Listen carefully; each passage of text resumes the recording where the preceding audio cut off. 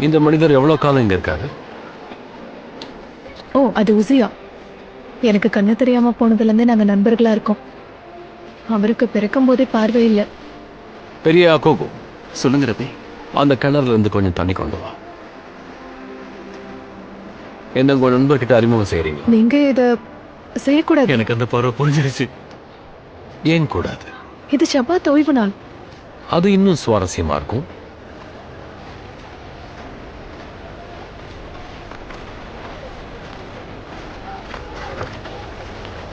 உசியா, இவர் இயேசு. இவரு ஒரு போதகர்.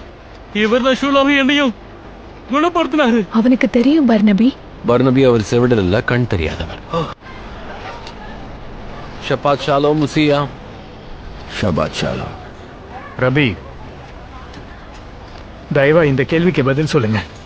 இவன் குருடனா பிறந்தது யார் செஞ்ச பாவம்? இவன் செஞ்ச பாவமா, இவனை பெத்தவங்க செஞ்ச பாவமா? நீங்க அவர் நண்பரா?